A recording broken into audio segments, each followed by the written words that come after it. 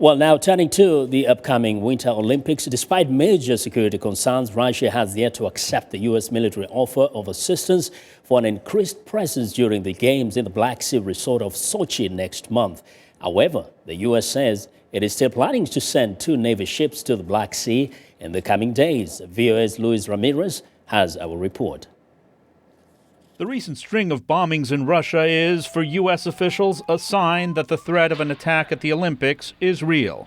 The Pentagon has offered to send 2 U.S. Navy ships to the Black Sea, and U.S. and Russian officials have been in talks that have included the possible sharing of U.S. technology on improvised explosive devices.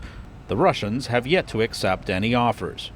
Meanwhile, U.S. commanders are making contingency plans to evacuate thousands of Americans in case there's an attack.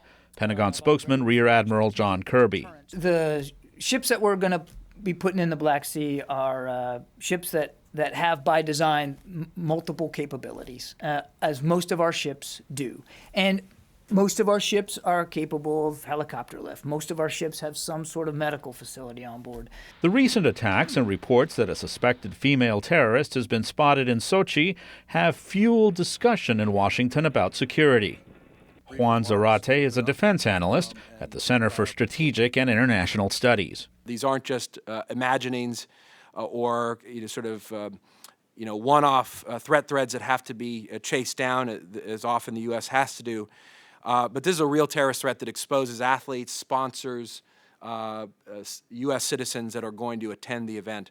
The Russians have offered assurances that they can handle security threats on their own, and the U.S. government is being careful not to embarrass Moscow.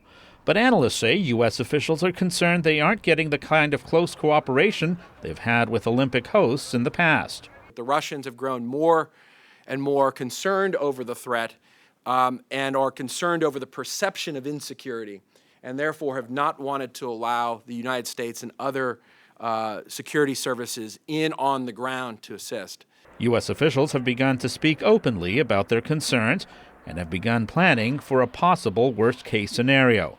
That scenario would include pre-positioning ships as well as aircraft off the coast to move out wounded athletes and other U.S. citizens if the worst occurs. Now, to tell us more about the security concerns in Sochi, VOA's Luis Ramirez joins us via Skype from the Pentagon. Hello, Luis.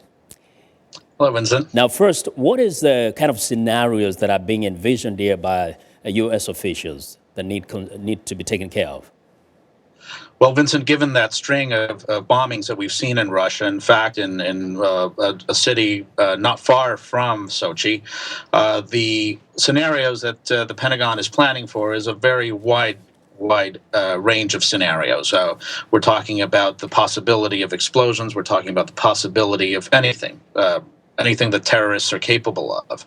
And while Pentagon officials say there is no specific planning for an evacuation, certainly preparations are being put in place, as would be normal in a situation, to put in place all of the components that would be necessary to evacuate American citizens. We're talking about, as the Pentagon has said, 2 ships in the Black Sea with the capability with helipads to bring in evacuees on helicopters, hospital facilities on board, command and control centers.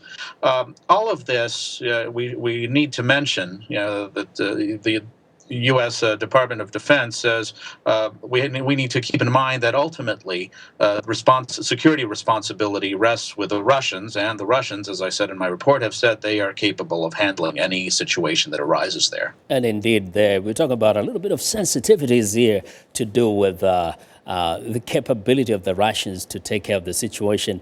Is there any reason, if someone may ask, why the U.S. feels that it's necessary to take the resources there and not leave it to Russians to take care of these, whatever eventuality? Well, it's routine that before Olympic Games in any country, the U.S. will approach the host government and offer help. That's not to say that it doesn't trust that government to provide security for American citizens who will be at the Games. One example would be in London at the Olympics there. U.S. and U.K. Military officials worked very closely together to oversee the security.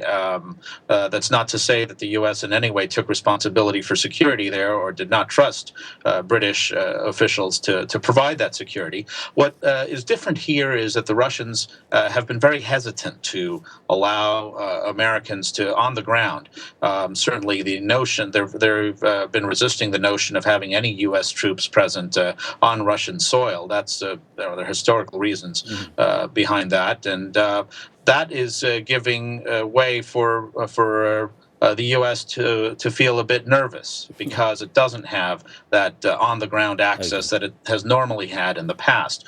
But again, completely routine for the U.S. to approach host countries to offer assistance.